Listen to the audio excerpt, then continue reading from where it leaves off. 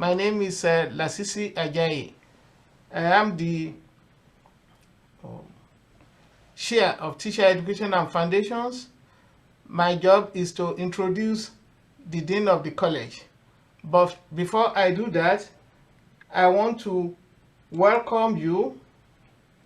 I want to warmly welcome you to this meeting. This is the first meeting of this type. We call it inaugural meeting because this is the first meeting in the college that at the beginning of the semester we all have an opportunity to welcome our new students. So I'm very delighted that many of you, despite your very busy schedule, and today is a Friday that many people want to go to the beach and enjoy life, but you still you still come over to join us because you know what we are doing is very important. I thank you. I can't thank you enough. So now I'm going to what I have been asked to do, which is simply to introduce the dean of the college, and the dean of the college is Dr. Dean Shinaka Donwashuko. Is the dean of the college and is new, not new. He's been here just 3 years. We hope he's going to be here for the next 10 years. He's been a very wonderful leader during his time. We have had many significant achievements that has taken our college to far places. Like a few examples of it will be the impact project that he initiated that will bring male African American and Hispanic teachers into our program. And currently this semester we are beginning with about 30 students. So that is a significant achievement. Two, the Rodriguez Watson College of Education. I didn't call the whole name because it's lengthy, but during his time, he worked hard to get that done. We've been working on it, I don't know, for many years, but through his hard work, we got it done. We are very grateful to him.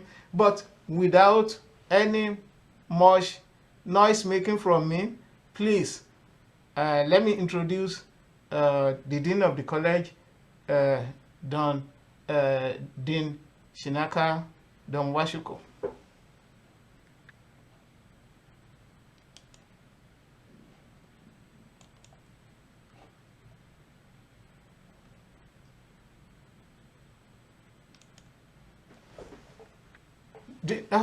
Okay.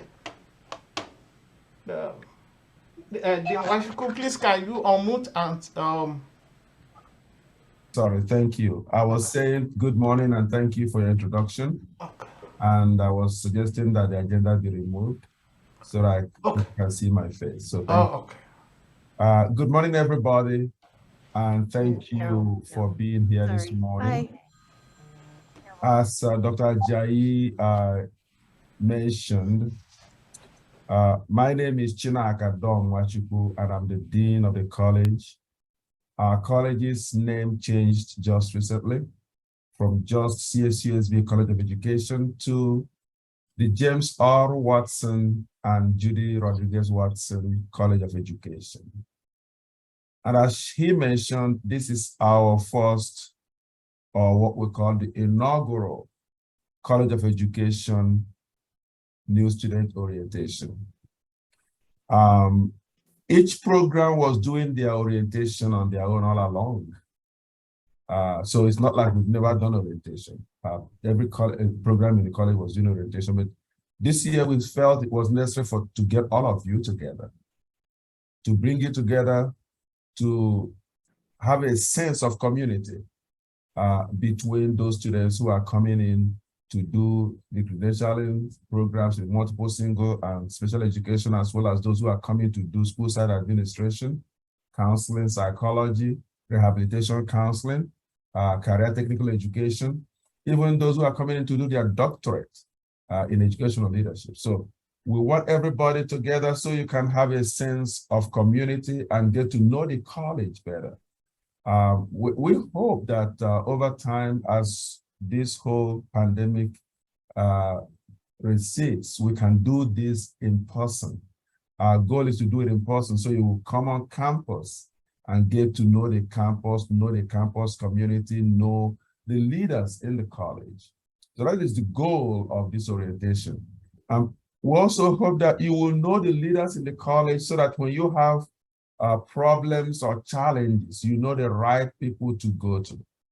Because quite often we have had students who have an issue, and instead of writing to me as the dean of the college or my associate deans, they write to the dean of natural sciences or the dean of social and behavioral studies because they don't know who to write to. Some even write straight to the president.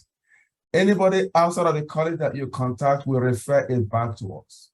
So we think it's necessary for you to get to know who we are so we can also know you. So let me start by saying, welcome to CSUSB, College of Education.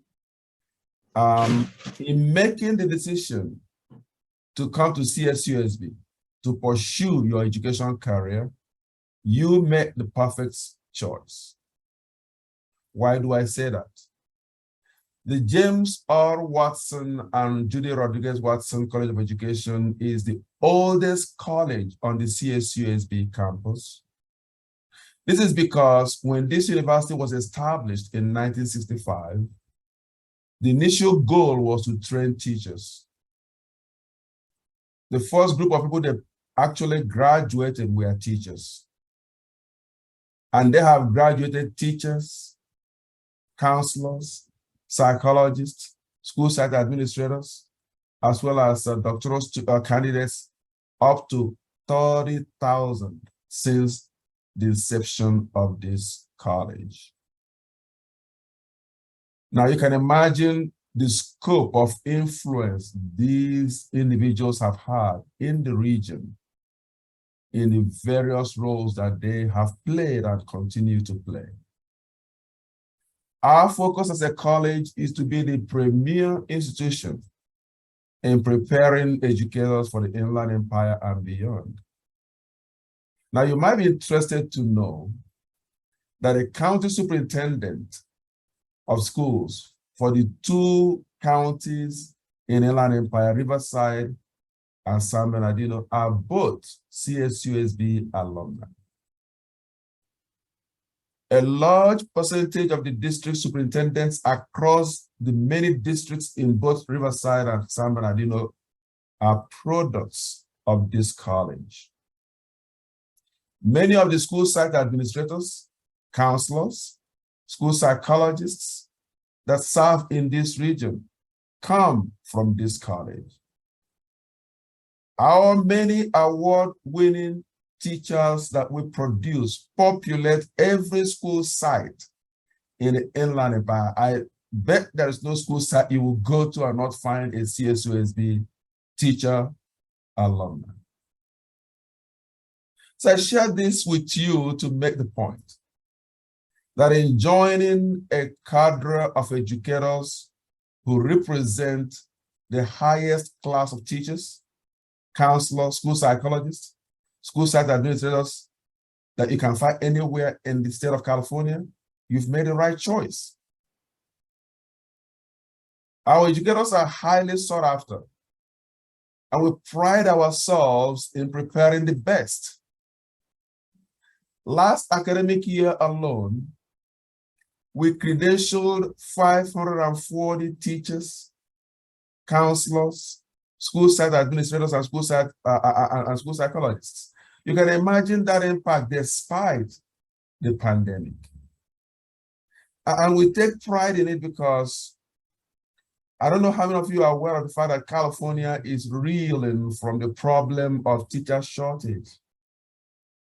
And that has been exacerbated by the pandemic that has forced many to retire and others choosing not to even engage in the school side anymore. So the need for teachers is critical in the state of California and across the nation. Just last week, I got an email from a principal who was a student of mine many years ago in in Florida asking me, can I help her recruit some teachers? So you're coming into a profession where you are highly needed. You're coming in at a time when the nation and California need your service. Our vision as a college is to be the premier provider of teachers, counselors, and educational leaders in this region. I share that with you because our goal is that you become that premier educator, that you become that sought after educator. Now, as you begin your preparation journey, let me urge you to dare to make the most of this opportunity that you have with us to ensure that you are adequately prepared for the profession you have chosen. Quite often, personal challenges and responsibilities rob candidates in the educational preparation program the ability to take the full advantage of this moment to ensure that they are adequately prepared. That's one of the reasons why we try to discourage you from holding on to a full-time job and doing credential. We want you to apply yourself to this preparation program 100% because you're never going to repeat this process again. Glean from us whatever you can to make yourself the best teacher possible. It's an investment for the rest of your life and career. This is not something you want to do with a half-baked commitment.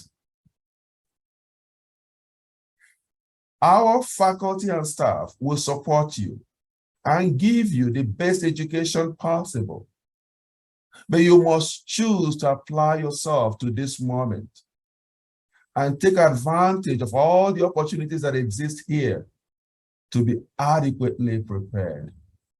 Now, when I say all the opportunities that exist here, CSUSB campus is one of the most beautiful CSU campuses across California. While some of you might want to do online and hybrid, we want you here. We want you to experience this campus life.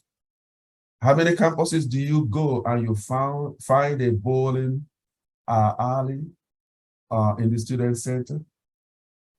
We just finished a multi-million-dollar student center that offers you a welcoming home. Those of you who work, you can actually leave work early, come to the student center, find a place to sit and relax and even sleep before your classes.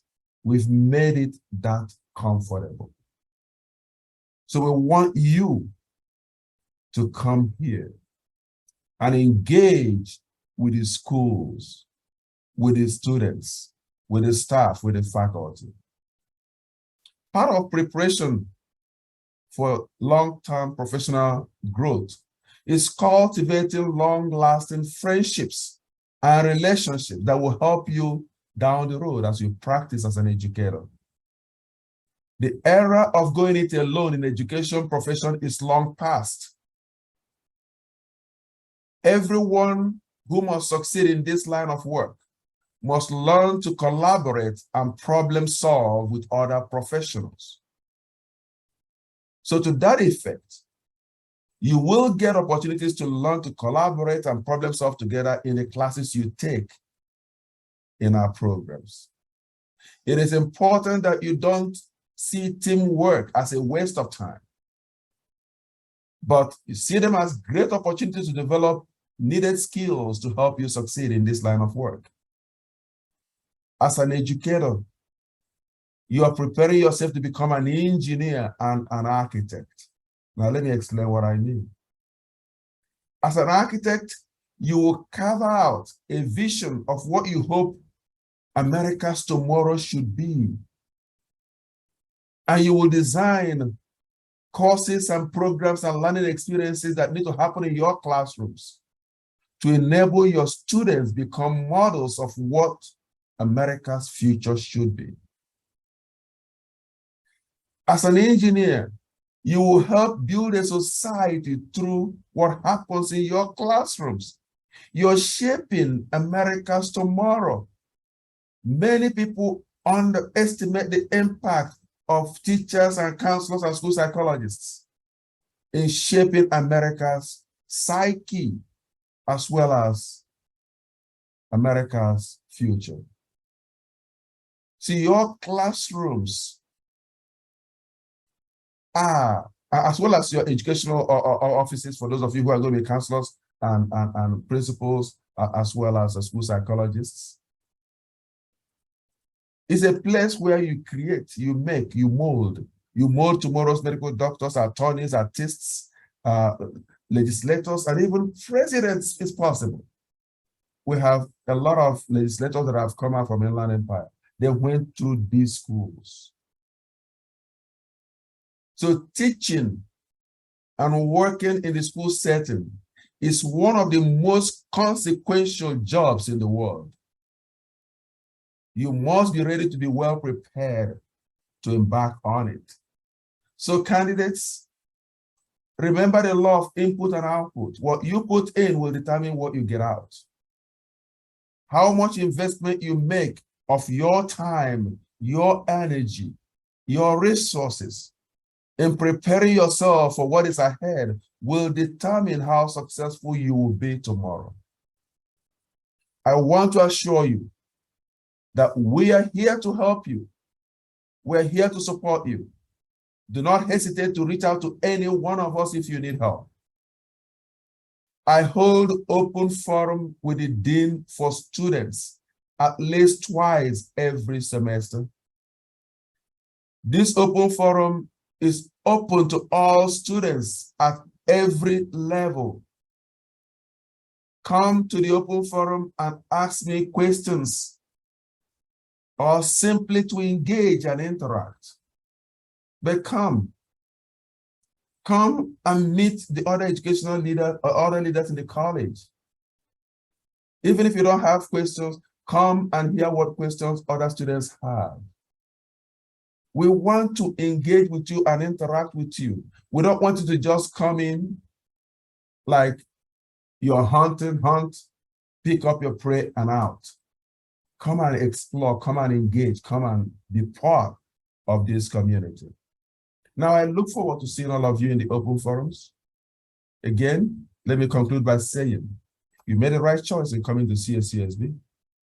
You're here at this time in our history because there is a significant contribution that you're going to make in this profession. Many of our graduates, alumni have been teachers of the year.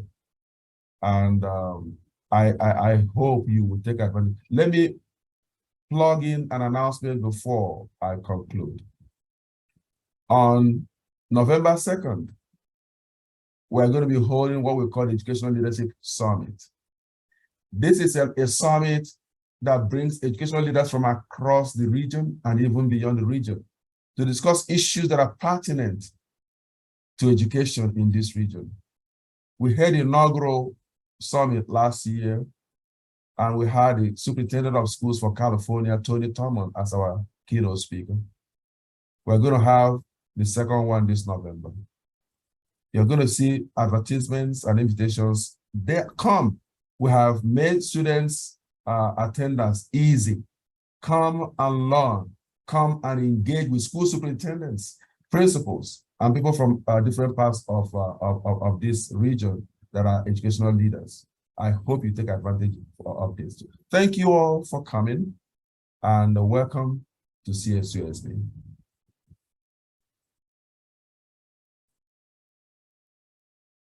Thank you, the Dean, for the very powerful and very inspiring words. I'm sure that our students deeply appreciate those words. So we will move on to the next stage of the program, which is to introduce to you the leaders of the college.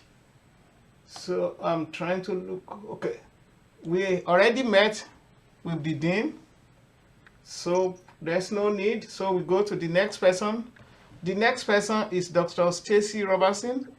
Is the associate dean of the college, and the next person will be. Lasisi, Yes. sorry, let me ask that each person introduce themselves. Okay.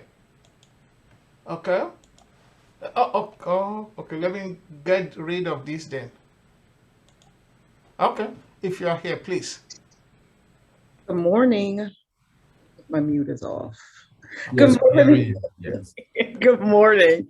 I'm Dr. Stacy Robertson. I'm the Associate Dean of the college. I've actually been in the position for a couple of years now. And my program, my faculty program was Special Education, Rehabilitation, and Counseling, SRC, the department, and I taught in rehabilitation counseling. Thank you. Let's see, call the next person. Good morning, everyone. I'm Dr. Becky Simbera, Assistant Dean. I want to welcome you to the fall 2022 semester. I know it's going to be a great semester coming off of COVID. Everything's opened up. We look forward to seeing you on campus. Have a great semester. Thank you. Thank you.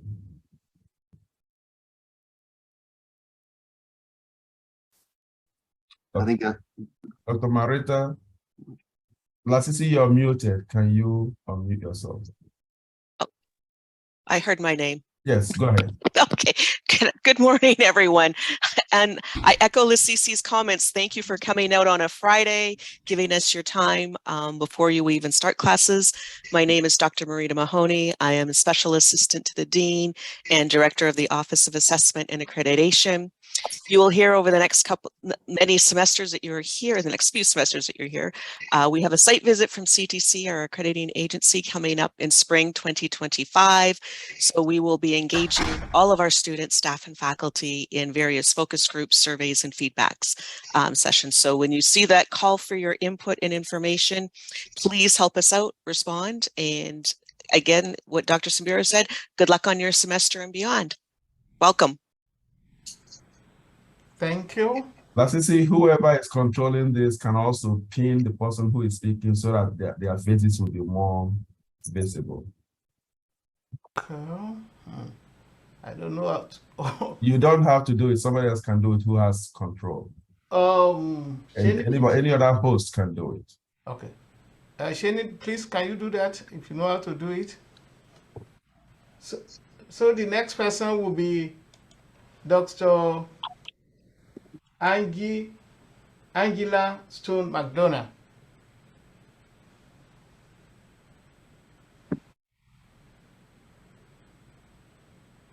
Dr. Angie, the chair of special education and rehabilitation counseling. I don't see her. okay. Let me quickly show our students a photograph so that if you see her, you'll be able to recognize her. So she's not here, but she will get. Oh, I thought she's having She's in new faculty orientation. yes, she's doing some work today. Yeah. So we go back to Dr. Joseph Scarcella, please. Thanks, Lasisi. Good morning, everybody. Shinaka, thank you, the Dean. I just want to piggyback on his words. Then I'd like to comment as well and welcome everybody. I'm the Department Chair for the Education Leadership and Technology Program. We're really here to help you. If you could do us a favor and let us know what your needs are. We've got good staff and support and faculty and department. I just want to make sure that that you embrace us as well before you move on to various things. Take ownership of your program. We'd be glad to help you through that process. So we do have a system in place and we're here to help you, okay? You'll find our number, the website, and all that thing's being updated. It's in progress. So just let us know what your needs are. Welcome to the university and thanks for being here. Thank you. So the next person to, I don't think I need to introduce myself because I did that at the beginning. So I shared the teacher education and foundations department. the most important department in the university, not just in the college, in the university, because anybody to get anywhere, you have to pass through us. If you want to become a professor, if you want to become a medical doctor, whatever you want to be, you have to pass through a teacher. So that makes us the best, the most important department in the whole world. I thank you for coming to our programs, and I know many of you could be in Cancun now, just relaxing with beer or with wine, but you choose to be here. We deeply appreciate it. I come to office every day, Monday to Friday, and I get here 8 to and stay till 5. Please, if there are issues, if there are good things you want to see that is going on, you want people to know, please let me know. And then if there are bad things that is going on you want me to know, please come to my office. You don't need a prior appointment. I am here. Just come to 2nd floor and you will see my office. Thank you. The next person is Dr. Enrique Murillo, if he's here. Enrique Murillo, doctor. Show his picture. Is probably not here. Not here. Do we have Dr. Show his picture. Okay.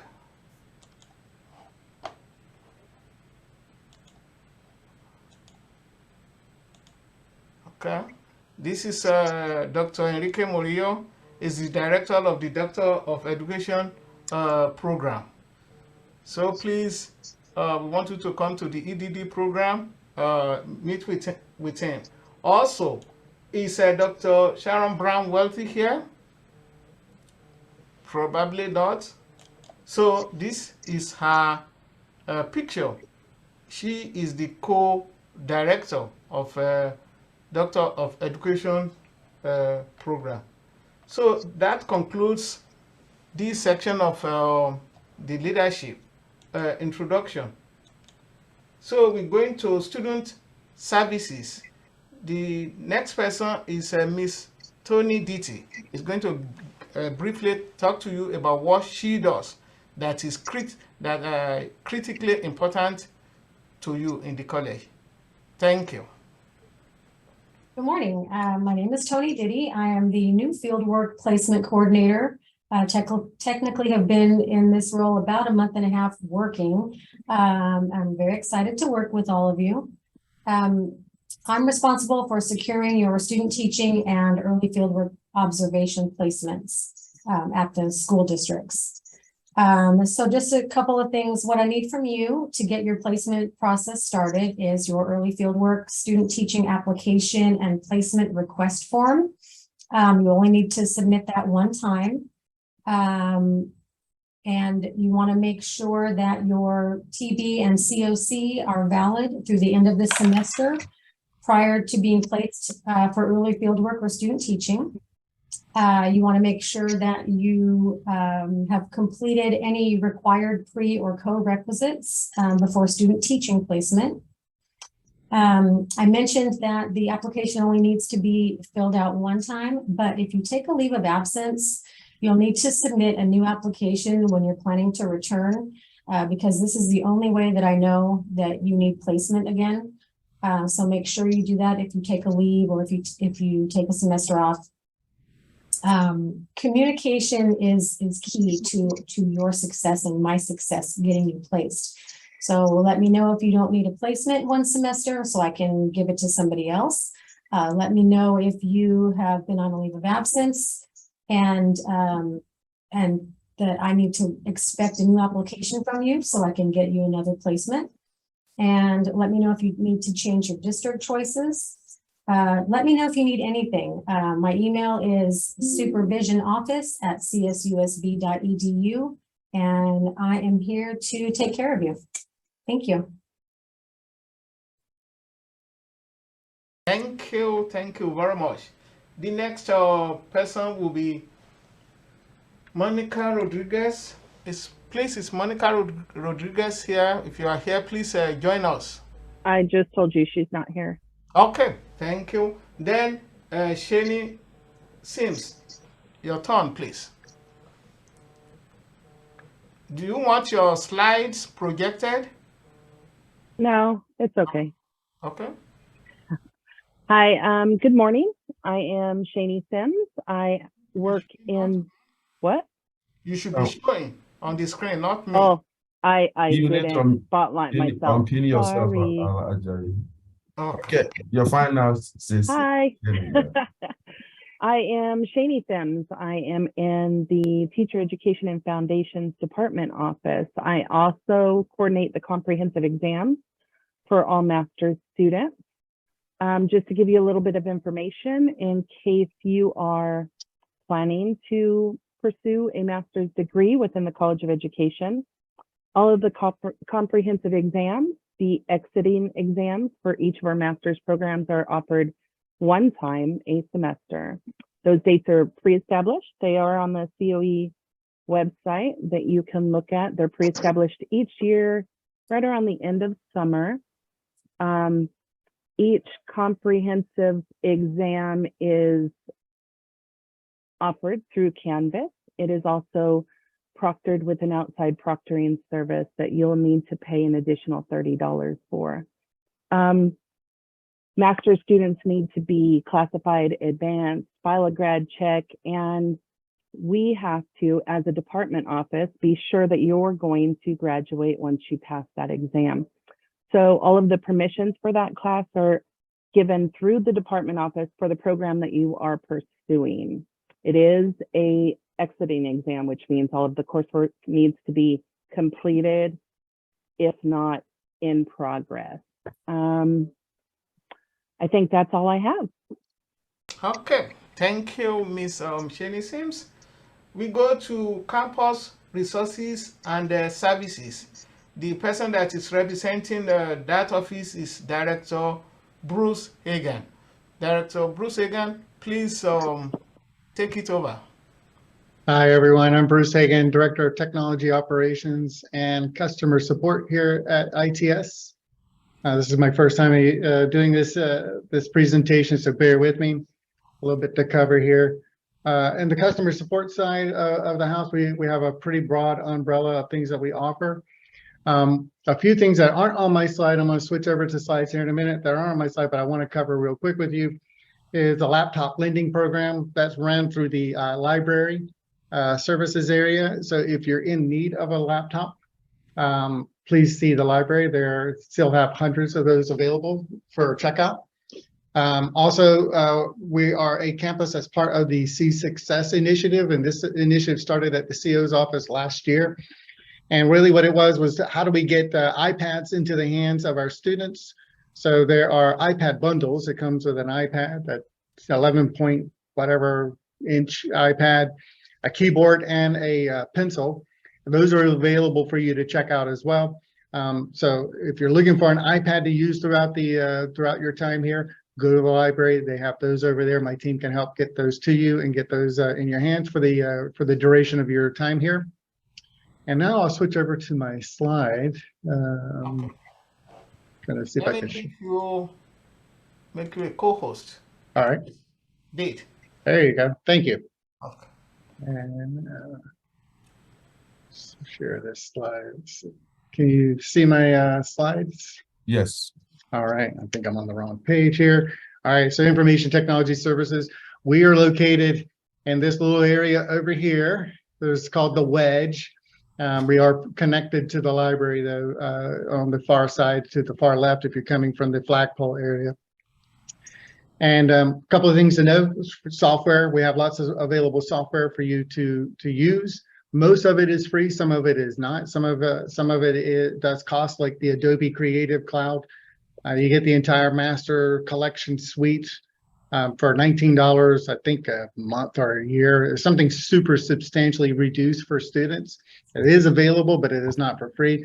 But most of these other things here that you see are available for you to use. Some of them are located in labs as well. So you'll find different various labs around campus for you to use that have software available already installed on them. And we've also taken the time to go ahead and build out virtual labs. So The team, my team downstairs is built out with Azure virtual software, virtual machines, so you can use and run your labs. If your machine isn't strong enough at home, you can use these virtual machines that are strong and do the work over there and save the work to your cloud drive and things like that. So those services are available for you. We have various computer labs around campus. So if you look over here, we have the Cave, which is our lab that's outside in the TSC or ITS area.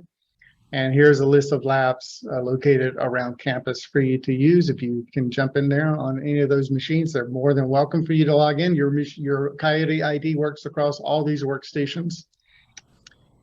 Wi-Fi, make sure you're on Wi-Fi. Wi-Fi is very robust. We have lots of speed to the internet, so internet speed won't be an issue. We're over 10 gig out to the internet, and in some places 100 gig of internet speed. So join the Wi-Fi, EduRoam. You'll log in with your full Coyote ID. So that's your Coyote ID and your email address and your password. It'll get you in. And if you visit other EduRoam campuses, which many of all the Cal States are part of, and some of the UCs, and even some of the community colleges, some of those are on EduRoam, and that EduRoam ID will work no matter where you go. So if you're on EduRoam and you go to another campus, your ID and password will work over there. Coyote One card. So if you look over at the top right, we print and manage the Coyote One cards. We don't manage the data behind them, so we don't manage the meal plans, but we do print the cards. We make sure that they are accessed. They also use, so you could swipe for the library. You can do your meal plans for medical visits, all these things. We've also started deploying out the cards with embedded chips on them, so you can actually open doors. So if you come to our wedge and want to use our computer lab in the middle of the night, that card will also, if you swipe it by the door, it will unlock the door and you can get in. You can also swipe the card. There's a magnetic swipe on the back to use the bus. So a lot of the bus things that we've got going on, our cards, the bus system offers free rides for students to use it. So please use these cards. We also have the mobile ID card. So a lot of places are shifting over to mobile. Why have a physical card when you have your phone? We too are moving that way. So we have the ability now to do mobile cards. We're expanding the use of it, but it's not in every location. But if you want, go into the My Coyote app and get the Mobile One card, and there you can still do much of the same thing at where it's taken. In some of the dining halls and other things, just scan your phone. You don't need to pull your card out of your wallet or anything like that. And my team also does the tech support. So we're here. We support most of the technology around campus. So if you've got computer issues, if you've got access issues, if you're having Wi-Fi problems, stop by and see us or give us a call. We are here Monday through Friday or Monday through Saturday. 7 a.m. to 8 p.m. daily. And then on Saturday, we're here 8 a.m. to 5 p.m. So we've got people here pretty much when students are here. So please reach out to us. We'll be glad to solve your issue. We also take trouble tickets via email. I'll get to the email here in a minute, but email, if you email us a ticket, it does open, or you email us a question, it does open a ticket. It is tracked. So rest assured your issue won't be going away and not attended to. These things are assigned to the technicians and work is given to them. So it's not like it goes into a black hole. So I want to reassure you about that. So we support Office 365, as you can see here, Zoom issues, Canvas. We used to support Blackboard, but Blackboard's no more. But we do support Canvas, basic Canvas issues as well. My team has access, elevated access to troubleshoot. If you can't see a course or there's something going on, please reach out. They can help you in the TSC. And if you don't want to call us and you don't want to email us, you can also go look at our knowledge base articles. We meet weekly to go through things that are coming up. I meet with my team. I have them tell me everything that's come up for the week that's not a knowledge base article and assess, does it need to be a knowledge base article or does it just a one-off item? So we work on making sure that we put the resources out there for people who want to do self-help and don't want to call us. Those are guides, those knowledge-based articles are always updated, making sure that they're relevant and things like that. This slide is not, however, I still have Blackboard on it, but I'm getting better at it. Let's see here. And then, yeah, of course, opening a support ticket. When you log in and open a support ticket, like I said, it does create a ticket. It doesn't just send us an email and disappear. So please open tickets. We do have these support services, as you can tell on the screen here. If you've got email issues, we've got a robust set of email resolutions already there. We've got IBMSS. If you're into statistics, we've got our articles on how to resolve some issues that you may have with your computers on that, desktop, Wi-Fi. And the newest one that's popped up, which most of us have had to deal with as employees, is Duo issues and getting Duo to run on our phones. And Duo is our two-factor authentication utility. That's needed throughout your entire duration with CSUSB. So it's not just install it once, get through, and then delete the app. The app needs to stay on your phone or on your device at all times. And if you don't have a phone and still need to get into our systems, we do offer tokens. So we can come to the TSC, we can give you a physical device that has a token on it and issue that to you. It's not as easy as your phone, but it is a way to use Duo and to get in if you don't have a device. And there's our support email address and our telephone number. If you have any questions, please reach out to the team. They're always going to be here to help you make sure that technology is not a roadblock to what you're trying to do. Thank you. Thank you, Director Hagan, for this very important and very educative and very informative presentation. Our students, please tell your friends they missed a lot, because this information, students typically don't get it, because previously we didn't have a space like this. But now you are having it, instead of looking for something and spending a lot of time sweating, something that you can easily get. This is the purpose of this gathering, and we are deeply appreciative to Director Hagan. So we go to the next presenter from the library, Miss Lisa White. Lisa Bartle, yes. Hello, Oh, hey, sorry. everybody. Sorry. Well, yeah, Lisa White, she's in Human Resources, isn't she? Sorry. Hey, everybody. Can you see the library's homepage? Yes. Yes, great. Thank you. Just always like to make sure, right? So my name is Lisa Bartle. I'm from the library. I've got 5 minutes and hopefully I'll make it in 3 because of course I can't tell you everything I want. So what I want to show you is how to get help. Like everyone here, we are here to help you succeed. There isn't one of us who doesn't want you to succeed. My issues have to do with research, teaching you the correct databases and the efficient ways to use them. And citing is very big, and there are lots of other things, but let's focus on those 2 meat and potatoes kinds of matters. Now, it's not that I don't think you can't do this. I know you can. You can muscle through this and do it.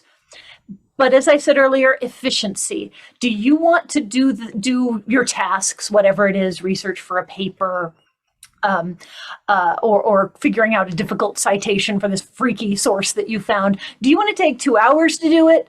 Do you want to take 2 days to do it?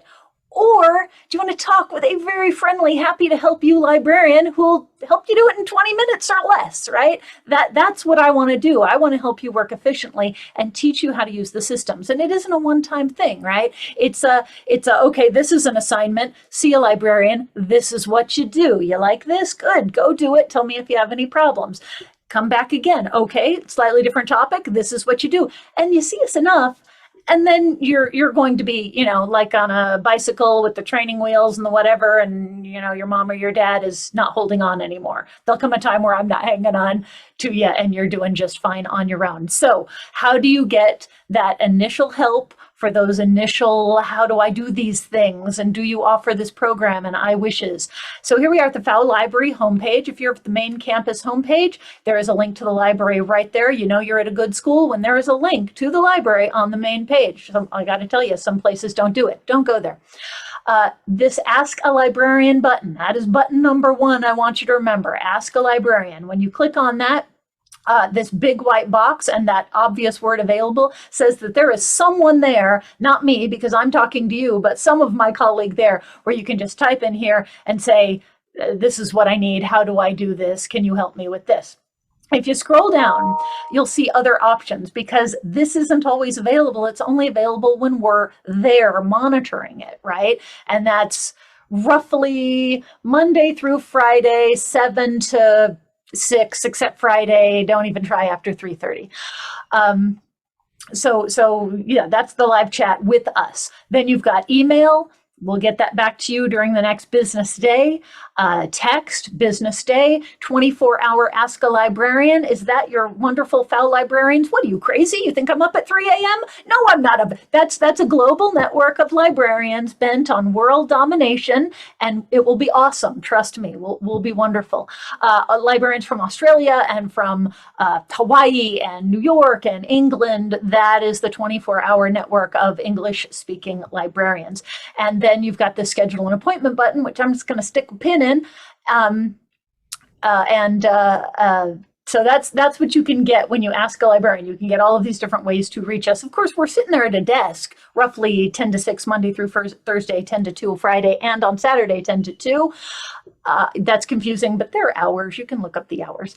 And then there's this research appointments button right there. So you either want to make sure that there is someone live who can help you at the desk, or you want someone to help you through Zoom when you're at home sitting on your couch. And that's fine. We're happy to do that. You can just select a location, the FOWL Library, PDC, online via Zoom. Let's just do it live for right now.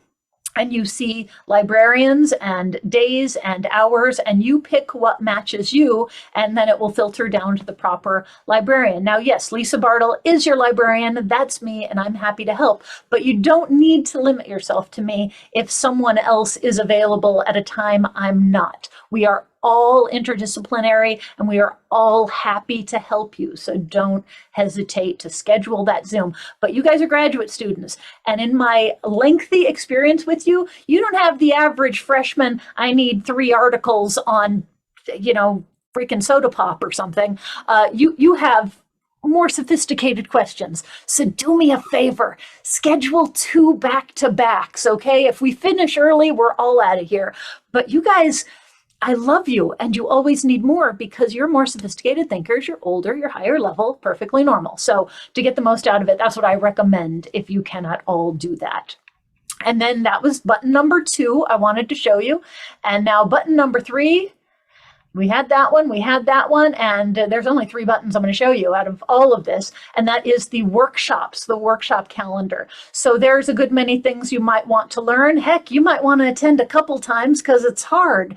And there you can see the first 2 weeks, we have a whole series of workshops. Now, all of these are for the first 2 weeks online, or excuse me, pardon me, scratch that, reverse it, in person. In person, you'll see that they all say PL2005. There will be Zooms, right? There will be, and there'll be some night ones. These are all in the day. This is sort of the grab the most people that are here during hours we have the most classes and try and get them in and teach them a little something. That might not meet for you guys because you guys come on weekends and you come on nights, and I get that. But don't worry, there will be more. This is a sample of the kinds of things that we teach. Like there are 3 different classes on APA. There's a bit on how to use ebooks, which can be confusing. And most importantly for you guys, I think, aside from the APA sessions, is the Zotero 6. Zotero is amazing, and you should be writing it down right there. Look. Right there. Where is it? Oh, it went away. Come on. Zotero, where is it? I wanted that to be much more impressive than it turned out being. Okay, didn't do that very well. Zotero, right there. Write it down. You must learn this. It's really, really useful and will help you so much. It's a citation manager. It's free, and we teach workshops on it. And if you want to know it before I schedule a night one or something, you can schedule a consultation. Definitely 2 back-to-backs for that, maybe 3, but you should start using that immediately. Okay, so keep your eye on the workshop calendar so that we can help you with things. And that's it. That's my 5 minutes. I hope I came in under. How'd I do, everybody? Did I make it? Yes, you did. Excellent. Excellent job. All right, moving on to the next person. Have a great program, you guys. Thank you very much. We deeply appreciate that wonderful information.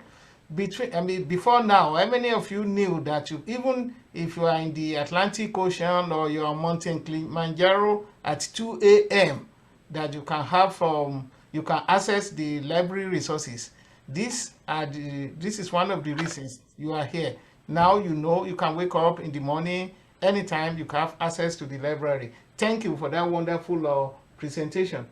We move to Writing Center. Dr. Nathan Jones, are you already there?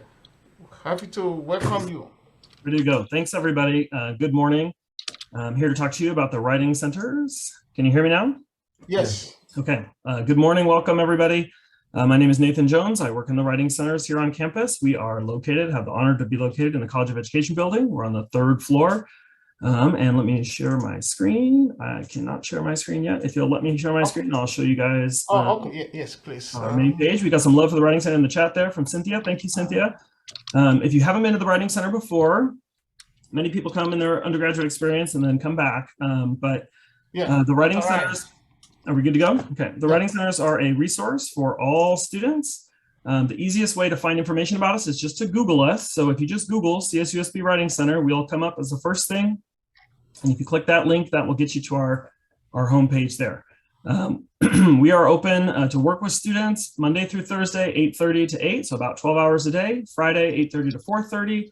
And then we're going to give it a go on Saturdays this year from 10 to 3 at least. We may extend those hours a little bit, but that's what we're going to try to do right now. So what is a Writing Center? A Writing Center is a dynamic, awesome workspace where you can come in and collaborate with an experienced peer, another student who is an excellent writer.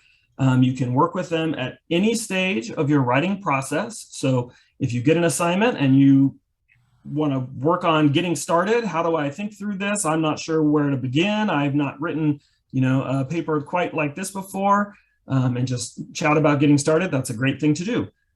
But if you really know what you're doing and you get through and you finish your whole paper and you think this is great, this is fantastic, I know exactly what's going on, but I think I want to sit down with an experienced writer and just make sure that this is super polished and make sure that this is my best writing possible. I might want to use this paper for a writing sample for a future job or a future opportunity, and you really want it to shine. That's another great reason and another great stage of your writing process to come in and work with a writing consultant, work with one of our peer tutors. So anywhere in between, if you have a 12-page research paper and you're on page 6 and you need to expand your ideas, if you're working on your citations and you've already been to that workshop with Dr. Bartle and you've already been to those research librarians and you have all your sources, but you want to sit down and work with somebody one-to-one to make sure that the way that you're doing your paraphrasing is coming across and working well, that maybe you are using quotes and you want to make sure that those are executed properly. Those are all things that our tutors can sit down and work with you on one-to-one. Typically, our appointments are 30 minutes because everything takes longer on the internet and on Zoom. We do now give all students the opportunity to schedule hour-long appointments as well. So when you book your appointments with us, you can make them for 30 minutes or up to an hour. We're going to have availability in person, but we're also going to probably make all of our availability also available online. So if you want to come in person, you can, but you can choose in pretty much any of our appointment slots to come and work with us via Zoom instead. And we also have some availability to work with us asynchronously via email, where you would send your stuff in. Somebody will give you some feedback, ask a lot of questions, link you to some resources, and give you some encouragement of ways that you can continue to work on the things that you're working on. So when you come in, it's always a great idea to have an idea of what your goals are for your project, where you are in your process. Bring in your prompt from your professor, bring in your readings or whatever it is that you're working with in addition to just the writing that you're working on. Most students will come in and just read through their paper with our writing consultants, and that will ask you a lot of questions and talk to you about what does this mean, because I think this means this, and you'll say, no, I mean the opposite. And it's just a great dynamic learning space where you can, really get a sense of who your audience is and making sure that your writing is doing what you want it to do and being super, super effective. Our tutors are very collaborative, they're supportive, they're friendly. There are other students like you who know what it's like, to be a student and be getting difficult assignments. So we have time set aside just for graduate students. Your graduate students are welcome to use the main Writing Center or the Graduate Writing Center schedules. The Graduate Writing Center schedule just ensures that, during midterms and finals when, freshmen and other writing intensive classes are really at peak capacity in our services, and that there is some time reserved for graduate students, and that you can have confidence to know that you're also working with a graduate level student as a tutor, so that they're familiar with longer projects, they're familiar with more in-depth projects, and they're just some of the best of the folks that we have on staff to ensure that you're ready to meet with the greatest success. So there's a lot of great resources on our website. If you click the resources tab, you will see there's information about citation and formatting styles. We've got links. If you're doing APA, there's lots of great resources there that we're happy to work with you to show you how to use those. If you are interested in using a citation management software, that's Zotero is the one that the library puts out there, and that is great. And Lisa will be happy to work with you on that. But if you're wanting to look at MLA or CMS or Chicago, or other more interesting things, for some reason, if you're publishing in the American Chemical Society style, we've got resources for you there, and some general writing resources down there on the website as well. So I look forward to seeing you. We work with thousands of students every year. And again, it's a resource for all writers, whether you feel like writing is your, the strongest thing that you do, and you want to excel and really push and be writing at the next level, polishing your stuff to the greatest extent and getting feedback and making sure. That's what a healthy academic writing process is a process where you're reflective, where you're getting feedback and you're making revisions, and not just, writing between 12 and 3 in the morning and turning it in the next morning, but giving yourself that time and space to really make sure that you're executing and doing everything you want to do. We have also tutors who excel in working with multilingual students. If you need more than an hour, we kind of operate by the Pirate guidelines, Pirate code. We don't really have strict rules. If you need more than an hour-long appointment, if you need recurring appointments, if you want to, work on a graduate level project that I'm going to work on piece by piece, and let's set up a weekly appointment. We're very flexible. The basic guidelines that we have in place is just to keep things moving, keep things efficient, make sure that everybody has access. But if you have needs or questions above and beyond, hey, I want to just make a 30-minute or an hour-long appointment 1 or 2 times in this week, and maybe I'll come back in a couple of weeks, just come and talk to us, and we're happy to work with you. You can talk to us if you see on our main site here in person in the College of Ed, 3rd floor. We've got our phone number in there, and our front desk folks also always have a Zoom meeting popped up during our normal business hours. So if you want to just jump in and chat with somebody via Zoom, you can do that too to get your questions answered about how do I make an appointment, how do I come in. We do take walk-ins, but we get so busy that it's always best to try to reserve that time so you know that you have it reserved for you, so that you don't have a disappointing, I want to come in, and then you can't be seen because we have full capacity. So if you have questions, you can email me, you can call us, and I look forward to seeing you all in the Writing Center. Thank you very much for your attention. Have a great semester. Thank you, Dr. Nathan Jones. Personally, I want to thank your office, and I want to also announce to all our junior faculty, or any faculty for that matter, this office is great. All the papers I published since I came to San Bernardino, I have gone through that office. They have they helped me make my writing sharp. So I strongly recommend the office to all of us that are writing, that we are trying to publish. It's a place where you will go that you will get a good support, a good editing work on your paper. Thank you. Yeah, and we do. We love supporting faculty too, faculty and staff. If you've got a writing project, last semester we worked with faculty in world languages on publishing book stuff and going through. We work with faculty from chemistry, obviously, faculty from College of Ed too. So anybody in the university campus, we're happy to work with you. Thank you. Okay, the next person is Dr. Paz Oliveira. I'm not sure if she's here or anybody from that office. Next person is April Lane. No, please. The next person is Dr. Paz She's not Oliveira. here. So if there's Oliveira is not here, and if there's nobody in that office, the next person will be Keisha Rivers. Good morning, everyone. My name is Lakeisha Rivers. I am the Senior Associate Director in the Office of Financial Aid and Scholarships. Okay, let me make you a co-host, please. Give me a second. Okay. Oh, well, I'm not sure if, okay, let me make you a co-host. Though I have keyed the paper you sent to me, but. If not, I can pull up the. I'm trying to make you make a co-host. Yes. Okay.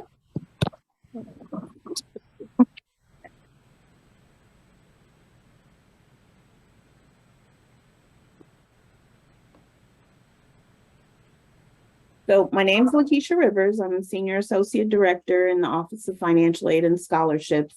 And I wanted to go over some financial aid information. Typically, students who are in the College of Ed may have experienced borrowing student loans or receiving grants or scholarships. And so we're going to go over what's available at CSUSB.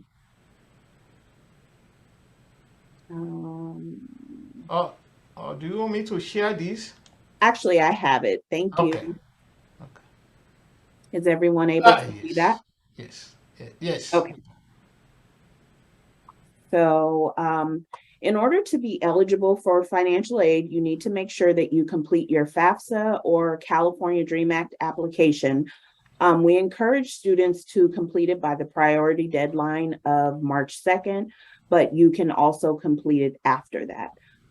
For this year, we've already awarded students, but for students who have not completed yet, you can still submit your 22-23 FAFSA, or California DREAM Act application. The 23-22 application opens this October 1st. And so students will be able to start preparing to determine or submit their application so that we can determine if you're eligible for the next school year.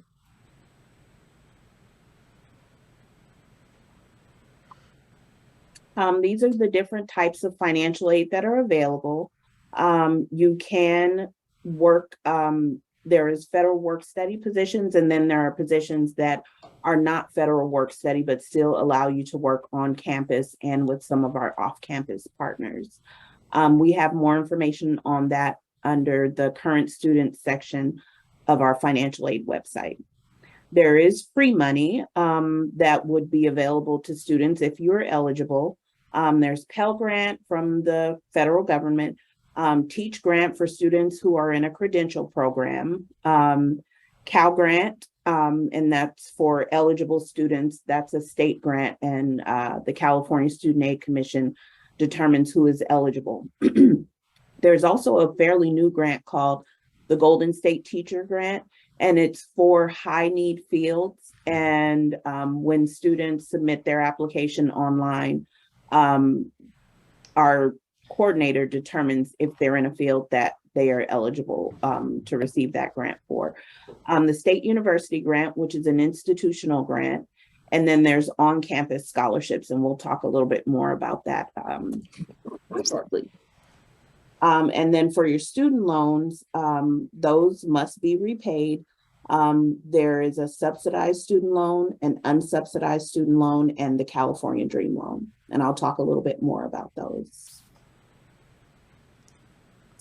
The subsidized loan is probably the one you want the most. You do have to be eligible for it based on the information you provide on your FAFSA, but the interest does not accumulate on that while you are in school, and you must remain enrolled at least half-time or 6 units if you're in an undergraduate or credential program to be eligible.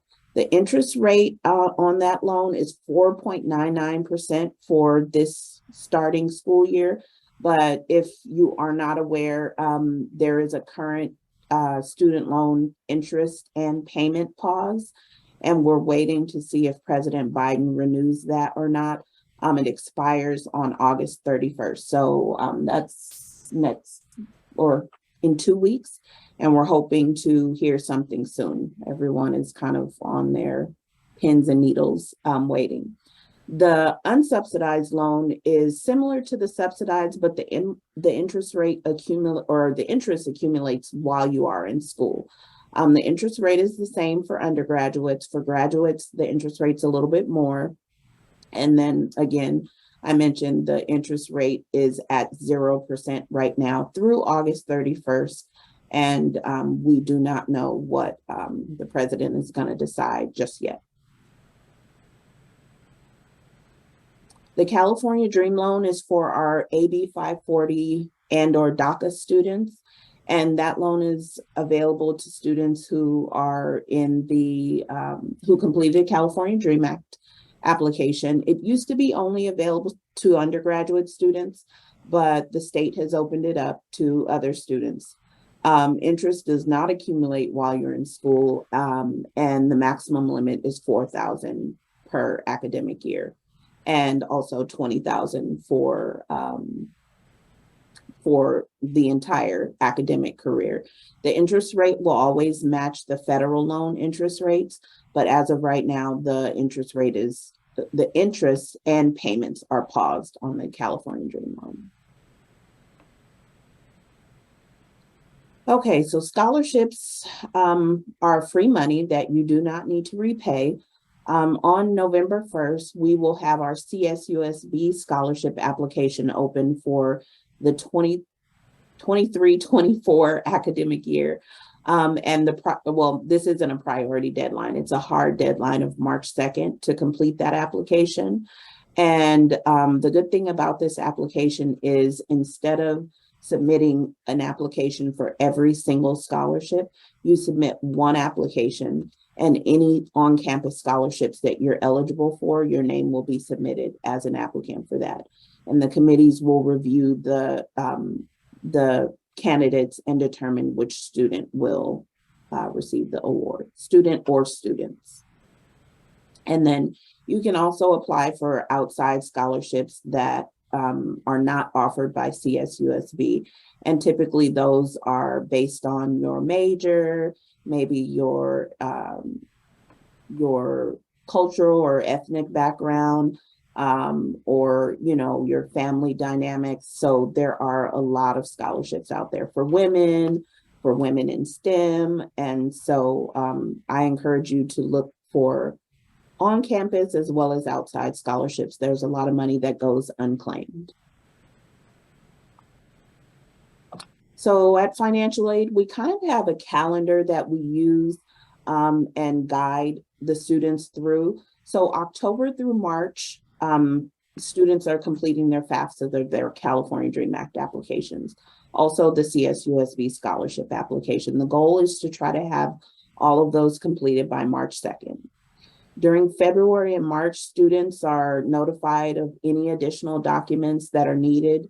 If we need tax documents, if we need IDs, socials, statements from students, you would be notified during that time by email, and also your to-do list in your My Coyote Student Center. During March and April, we start awarding students who have all of their documents in. And then May and June is when students are notified of any on-campus scholarships that they were awarded. And then August is when we start dispersing financial aid. And that's always going to be 10 days before the semester starts is when we begin the disbursement process.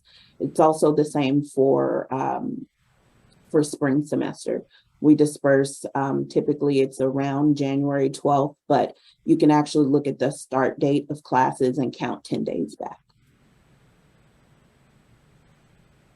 And probably the most important thing for financial aid is that you must maintain satisfactory academic progress.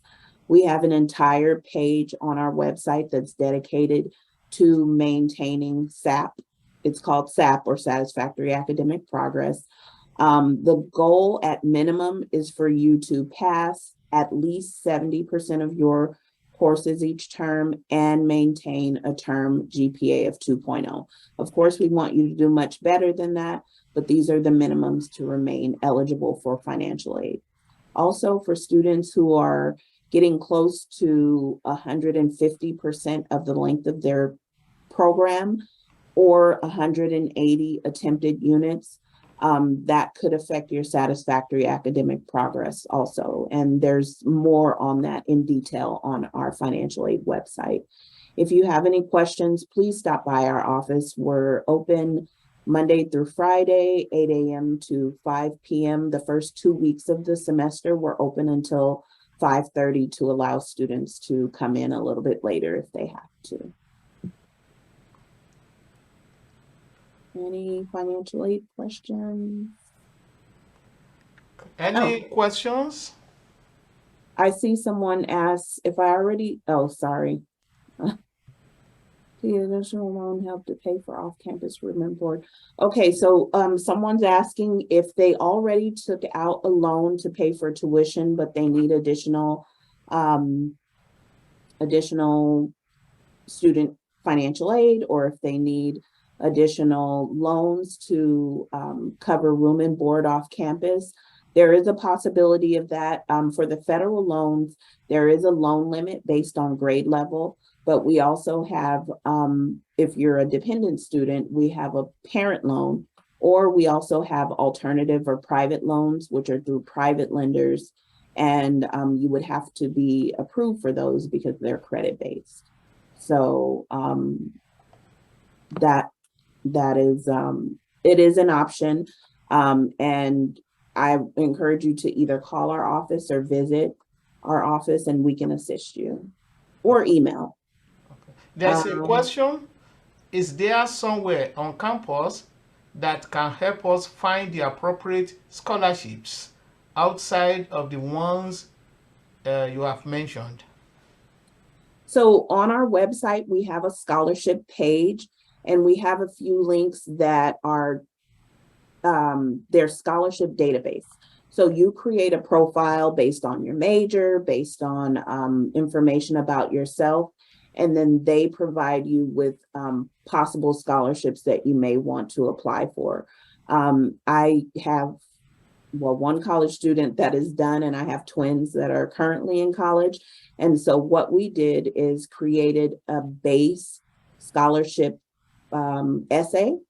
So because most scholarships do require an essay, and that way you don't have to keep rewriting the scholarship essay. You just use that and tailor it to whatever it is that the individual scholarship is asking for. So I encourage you all to do that. That's just a personal tip that I like to offer students. Okay. For the Golden State Teaching Grant, if you Google CSAC, that's CSAC, you will find the Golden State Teach Grant information, or you can Google Golden State Teach Grant. And there is a link to apply on the CSAC website. And so, yeah, for students who are getting the Golden State Teach Grant, California does things very manually rather than sending the money electronically like pretty much everyone else does. They still mail checks.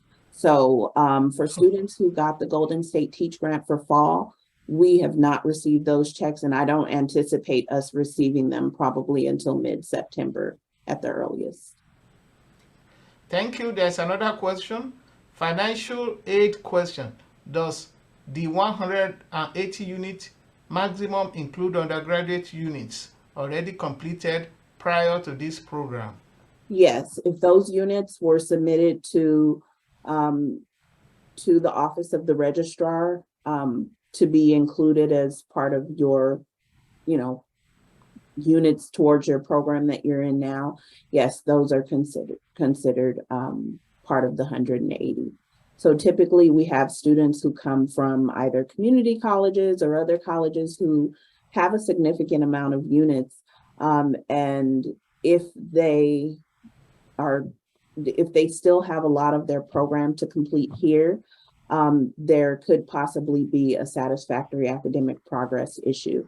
And we do have an appeal process for that, for students who, you know, you're doing well in school, but you may have just gone over in units. And those are typically approved because it's usually not the student's fault. Okay. Thank you very much. And if there are questions, please, can you drop your email address in the chat box so that whoever wants to ask questions can follow up with you. And just want to thank you for finding the time to come. Your office is the most important office on campus because you deal with money. And we all need money. So yes, so, you are more than welcome. Please, please feel free to reach out. If you are emailing within the next hour or so, I will take a look at the financial aid email to be sure that that I answer any questions that come in. Just mention that you were in the presentation today. But just to answer one quick question, no, the parent loan is not for parents who have children. It's for parents of college students. okay. Thank you. Thank you. Very Have much. a good one. You too. So we move now to grad studies. Grad studies will be represented by Miss April Lane. Hi, everybody. Can you all hear me? Yes. Let me adjust this a little bit. All right. Well, thank you so much. So excited to be here. Thank you for having us as part of your orientation. So yes, my name is April Lane. I'm the Graduate Student Resource Specialist in the Office of Graduate Studies. And give me just a second to share my screen. Oh, I need to have ability. Oh, okay. Sorry.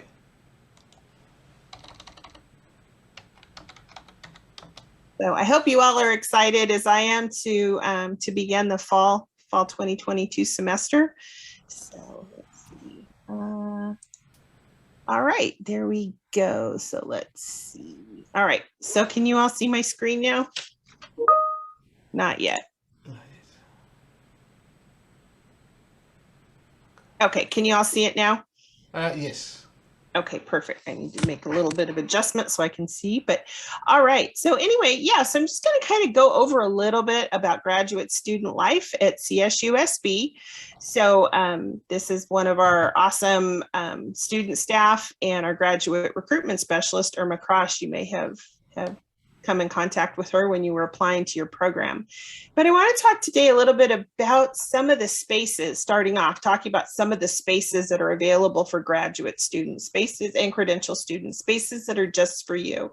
One of them is our very new Graduate Student Success Center, which is in partnership with the Santos Manuel Student Union, the SMSU.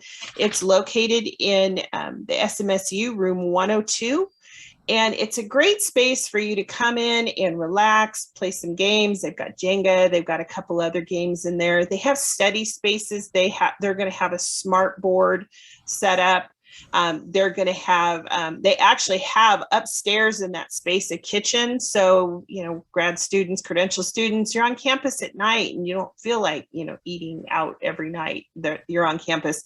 Bring your lunch, or dinner and relax in that space, grab a cup of coffee. It's a great space for you to relax, get to know other graduate students. So yeah, that's a fantastic space for you. We're going to be offering some workshops throughout the year there as well.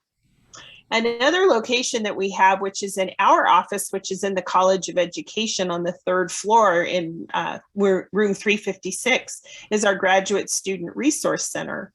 And that center is a very small little office space that we had renovated as part of when we moved into that space. And you are welcome to come to that space and study, get a cup of coffee. We have computers. So, and something else I wanted to talk about in the Student Success Center is that they have free printing.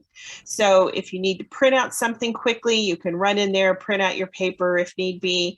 That's a great resource. Unfortunately, we don't have that, but we do have a quiet place that you can come in the College of Education building on the 3rd floor and use it as a resource center for you.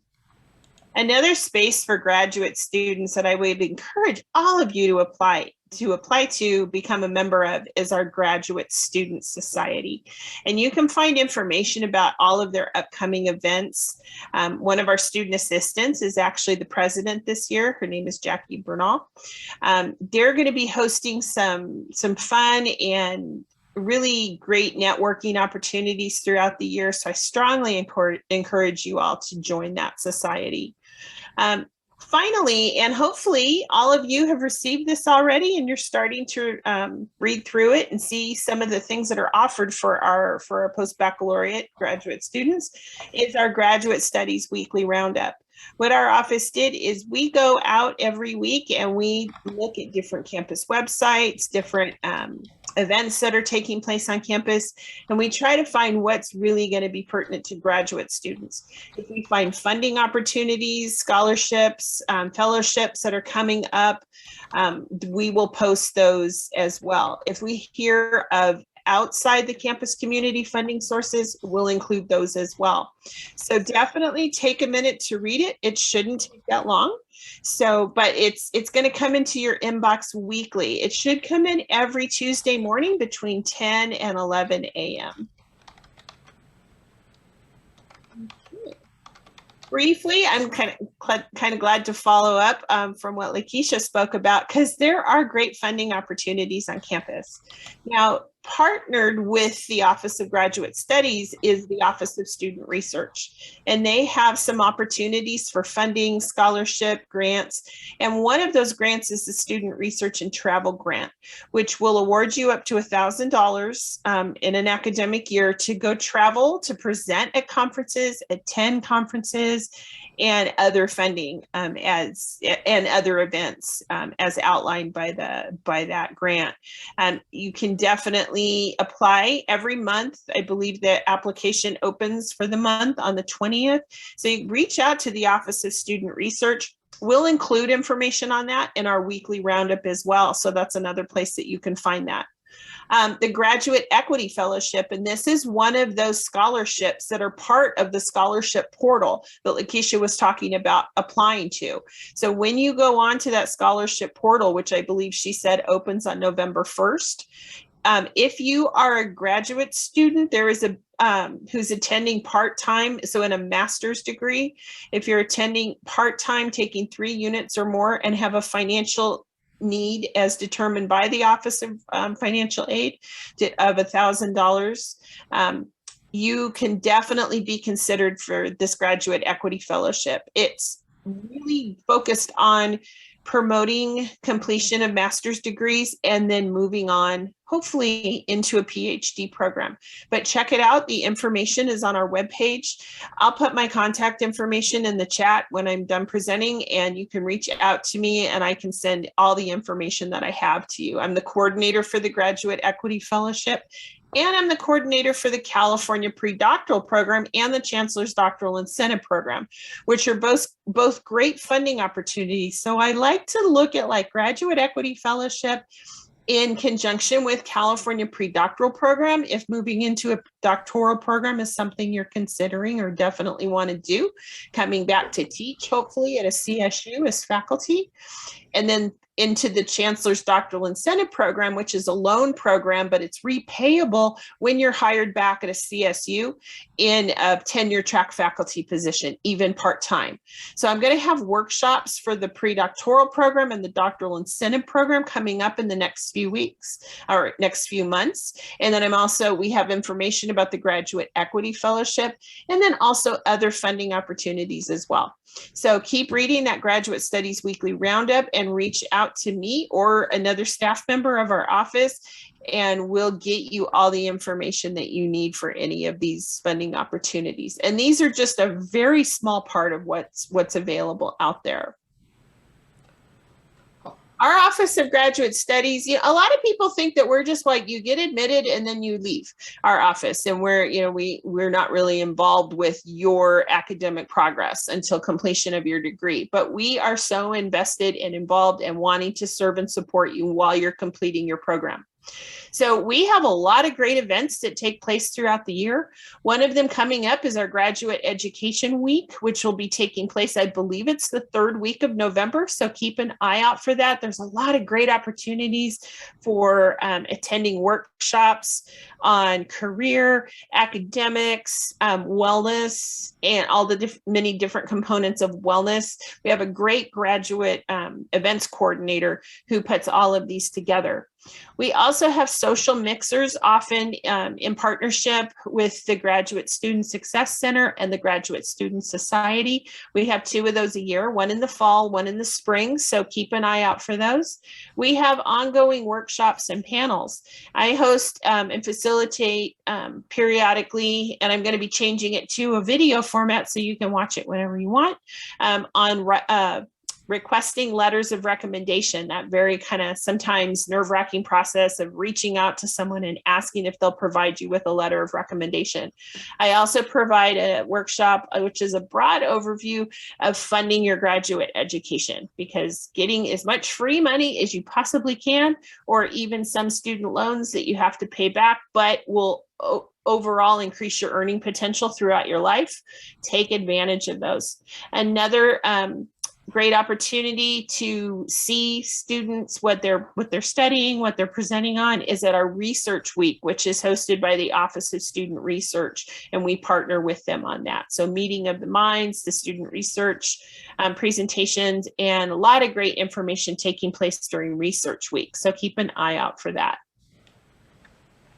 Some sources of graduate student support for you are, we have writing accountability groups, which are hosted by Dr. Vickers. She facilitates these and gets students going, and including the thesis retreat. But many of our graduate students, they're not even necessarily completing a thesis, and it's open to thesis, doctoral, and anybody working on a research project, really, or a culminating experience in their program. You can come in, you can join this writing accountability group. We have tutors that come often from the Writing Center as part of our thesis retreat, which is the next item I was just going to briefly talk about. So it's a place that you can come and focus just on writing. Because if you're anything like me, if you're trying, or I was trying to write my graduate project, everything else seemed to take priority because I just had a hard time focusing. This is a great place to focus. The thesis retreat is an all-day event that is going to be facilitated by Dr. Caroline Vickers, which is our interim associate dean of grad studies. That'll be coming up in September. Our office provides a lot of research, or not research, but a lot of support and information for you when you're completing your thesis, including thesis review and publication. We have templates. We have a staff member that is a huge part of her job. We will be hosting the Grad Slam, which is the 3-minute thesis event, which is a great time for you to take research that you may be doing, condensing it down and being able to present it to a lay audience. It's a really great way to get your research out there. And the top 2 winners go on to a state competition. We had 2 awardees go this year. It was so fun.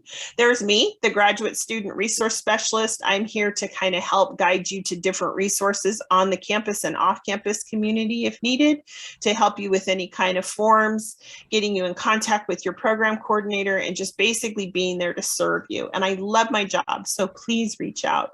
And then finally, we have our professional resource and engagement programs called PrEP.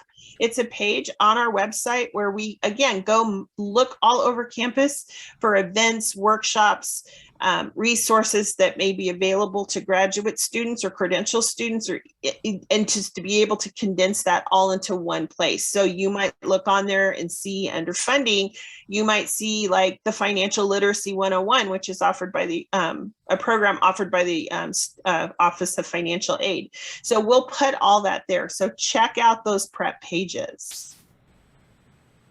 All right, so any questions? Let me stop my share.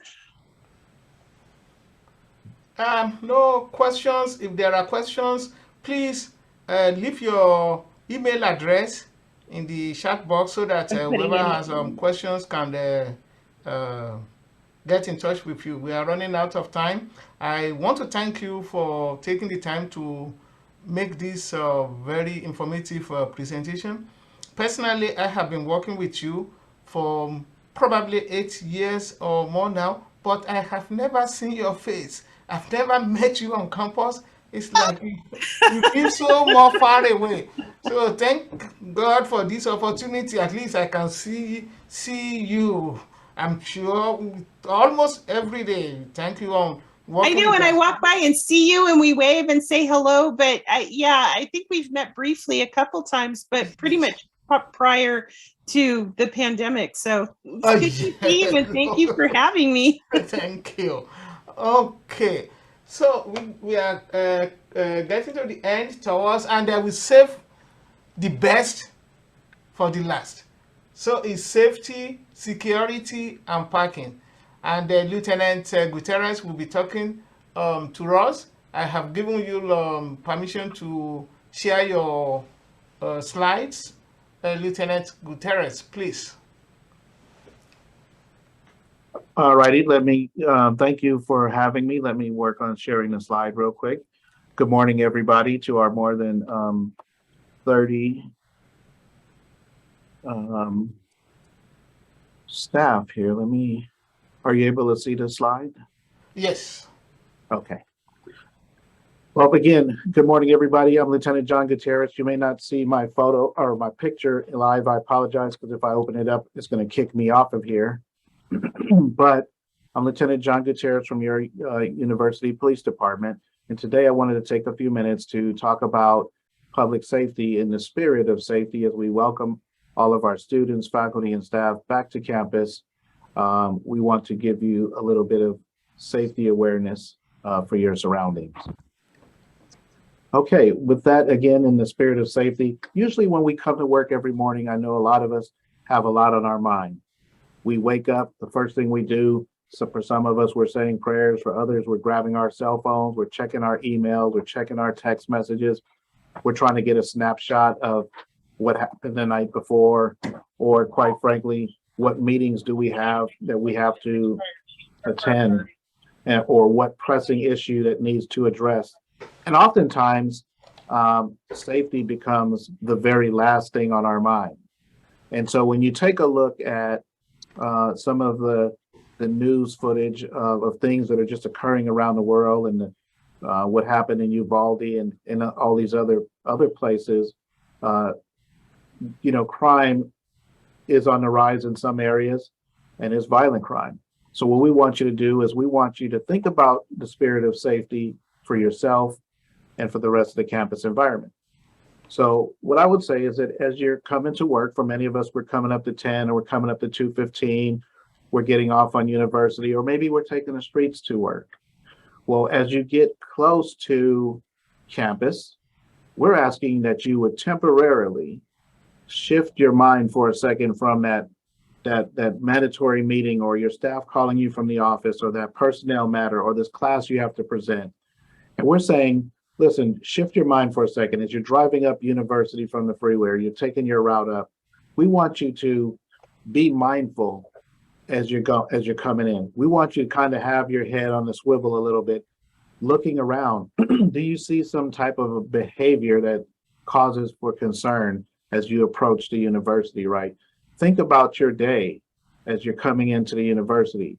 Do you have an early morning meeting, which I'm sure many of us do, but then are you going to be working late in the office that's going to be beyond 5 o'clock, and now you're here and you could be walking to your car in the dark, or you could be leaving one building, going to another building, and it's dark. So for example, if you know that you have a late meeting or you're going to be here for a late night event, try to park in the area where you're going to wind up ending your day, so it is closer to you when you leave. Try to park in well-lit areas so that your vehicle in that immediate area is well lit, is well illuminated. And then try to make sure that you don't leave things in your car that's visible. Again, we've had an increase in the city, not necessarily within our campus community, but there's been an increase in property crimes. And to put that into a more quantitative number, the most police agencies will take anywhere from 200 property crimes a year. Well, in this city, the property crimes are like 6,000 property crimes a year, which is extremely high. So, we know that, within our geographical footprint or within walking distance, so to speak, we know we have the sheriff's jail that's not far from here. We know we have a police station with the city. Oftentimes, folks are released and they're released into the community and they're walking, to and from. We know that we have some folks who are really suffering from, drug abuse and alcoholic abuse and mental illness. And sometimes they're just trying to feed their addiction. So if you leave something as simple as your purse or a computer or something that looks valuable, they're going to try to get that in order to feed their addiction. If it's really valuable to you, we'd say bring it with you to the office. If you know you're not going to need it for the day and you forgot to secure it at home or secure it in your office, lock it in the trunk so that no one can see it. Don't leave it where it's visible so that others can, quite frankly, see that and then take advantage of you by taking your property. Be aware of where you're parking again, knowing you're coming out late, parking in a more well-lit area or parking next to someone so you can use a buddy system if you know that you're going to be attending a late meeting with someone else. Maybe you guys park together so that when you walk out, both of your cars are close together. Have your keys ready. A lot of times we walk, and I've been guilty of this many a times. I'm walking with my head down, I'm texting, I'm getting a message from the family, are you coming home now? Or whatever that looks like for you, make sure that you don't just walk with your head down. That text can wait till you make it to your car safely. Walk with your head up so that you can look left, you can look right, you can look behind you. You're paying attention. And then in the times that we're in today, and many of you may know this, I know I maybe have some IT folks on the line, but they have these new headphones or earphones that you can put in your ear, and then they drown out every sound around you except for what's coming through those earplugs. That could be problematic because you can't hear someone yelling at you of some impending danger, or you can't hear someone sneaking up on you. So I would ask that you just, take those out or turn those off just long enough for you to make it to where you need to go safely so that you're not attacked from behind. And again, just be alert and be aware of your surroundings. All right, we're going to move on to this next slide about the campus. You are, ladies and gentlemen, are our eyes and our ears with respect to prevention. Sure, you have your campus officers that work here for you and we're out there and we're trying to be visible, but we are a big shiny nickel. And so when they see that black and white come in, or they see that uniformed officer walking around, or when they see them biking around on their bicycle, they know if I could just lay low for a second and allow them to pass and without being detected, then I can continue to do whatever it is they want to do or plan to do. So what we're asking you is that be our eyes and ears. If you see something that don't look right, notify UPD. You don't assume that someone else has already called us. Like if you see something happening, don't say, well, to yourself, well, I know someone's already called UPD, so I won't report it. We're asking that if you see it, to call us, and don't assume that someone else has already reported that, because quite frankly, they may not have. Understand the campus environment. Know the names of the building, know where you are. Know the geographical layout of that. Sometimes there's a lot of foliage or overgrown foliage around some of the buildings. Can someone be hiding in there? Absolutely. So make sure that you walk in the center, be aware of your surroundings, know which building you are, have your keys ready, be our eyes and ears. If you see something, say something. And then be aware of your route that you're going to take. Know which way you're going to go. If your car is parked here or the building you're going to go to here, some areas may be a little bit more desolate. There may not be enough lighting. We are working on some of those lighting issues. You can report them to UPD, and we'll certainly work with facilities to do our best to improve the lighting in that area, but try to stay in well-lit areas. Oops, sorry. I am so sorry here. Hold on. There we go. Building and office spaces. You want to make sure that you are aware of your own geographical office space, and that you know where you can bed down in the event that a major emergency happens, whether it's an earthquake, whether it's something like what happened at Robb Elementary School, or whether it's just you just need to take temporary shelter. Maybe someone wandered into the building that's really going to create a disturbance. Do you need to hide? Do you need to run? Do you need to fight? But most importantly, notify UPD. But you can only do that if you understand your office space and your hallways, your buildings, knowing where your exits are, which door goes out, where that door goes out to. And if you go out that door, are you able to retreat back in that door? Or if that door locks, you can't get back in without going all the way around. Sometimes these are things that we just need to know so we are not accidentally or unintentionally locked out with the threat, so to speak, if that makes any sense. Talk with your peers with whom you work with in your office space and know what to do when someone comes in who shouldn't be here. And don't always think about it could be someone off campus. That's always certainly could happen, but sometimes it could be former employees. It could be an employee who's no longer employed and feels, he or she wants to take out some act of aggression against that particular office, whatever that particular office is. Know what to do in the event that happens. How can we quickly lock down? Where can we hide? And how can we communicate fairly fast? Develop an emergency plan, an emergency evacuation plan. If it's a fire, an earthquake, our emergency manager has a lot of protocols in place, and those evacuation plans are posted throughout either your office or the hallway or some main thoroughfare that you could quickly and easily follow. But know what to do in the event that there's an active shooter that comes into a building where you're at and you have to escape. You can have a simple office plan that says if we escape or leave, the College of Education going east, we can reunify for those who are able to make it out in this location, whatever this location is. If we can't go that way and we had to go west or we had to go north or go south, we know that if you're able to get out, go to this location so we can make sure that our team is accounted for, so to speak.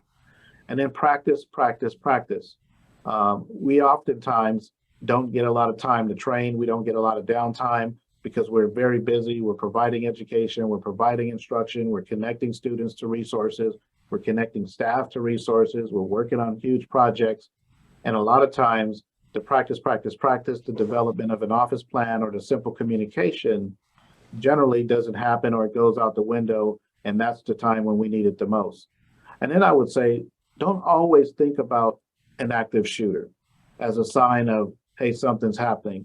You can have an active stabbing where someone comes in with a stabbing instrument or a homemade instrument, and they can start, inflicting the same amount of carnage with no noise, just by stabbing folks and stuff like that. So kind of keep that in mind, right? And what would you do if what would you do if a threat occurred? Hopefully lock down, get yourself to safety, notify UPD, and know what to do in the event of.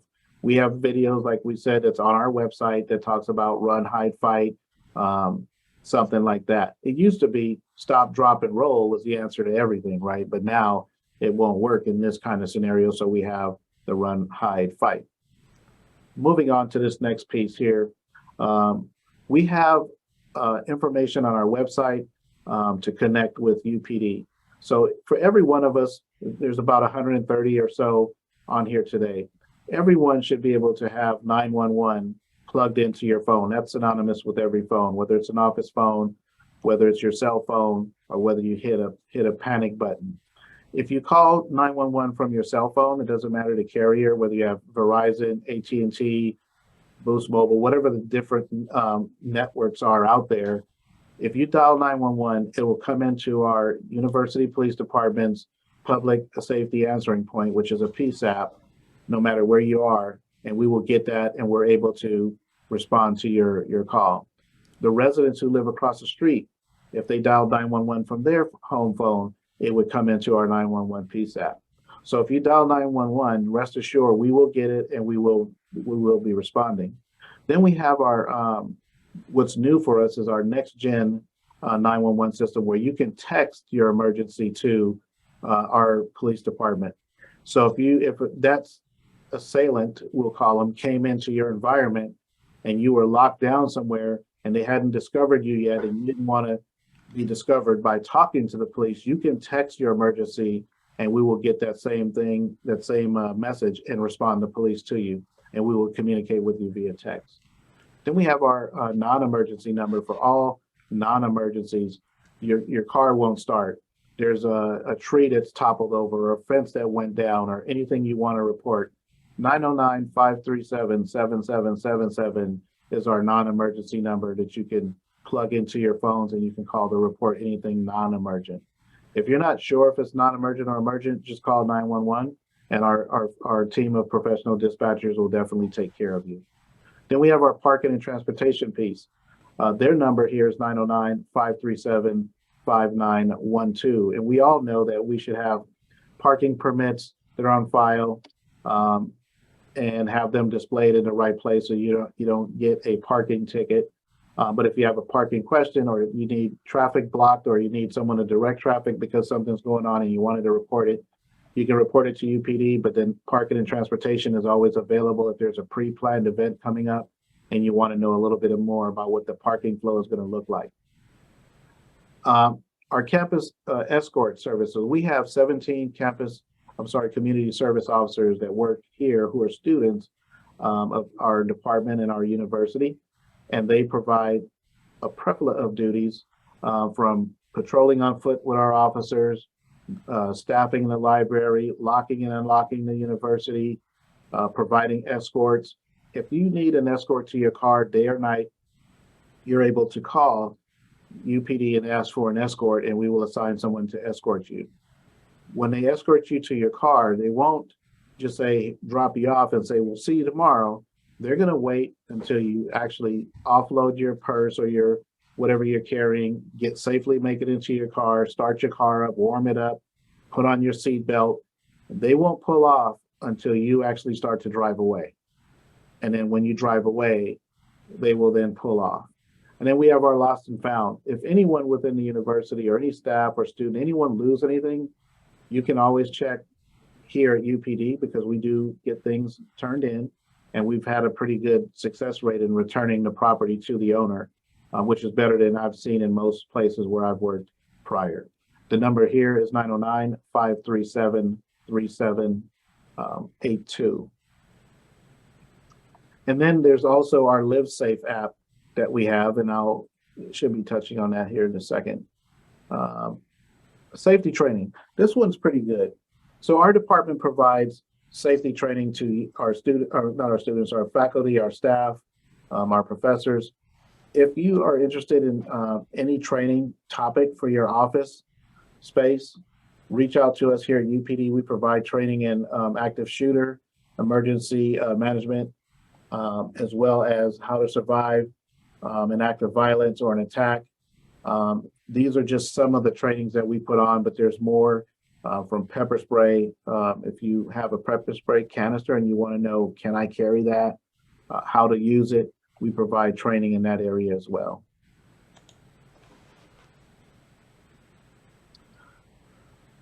Our department website, we just recently updated our website. We're still working on it. There's some more information that will go on our website, but the part we're at now is just making sure that it meets all the ADA compliance. But on our website, there's a plethora of information you can take a look at in more real time. Our crime log and call log to see what kind of calls have happened and things like that. We also, again, have our LiveSafe, so you can connect that to your phone, get information in real time. We have our social media platform, which is Twitter and Instagram, where if something is occurring, we will put that information out there for you preliminarily. We do work with Stratcom to make sure we disseminate information in a timely fashion that's more uniform. So for example, if the hills back here, that dry brush was to catch on fire, our team would put out a message saying, for example, there's a vegetation fire.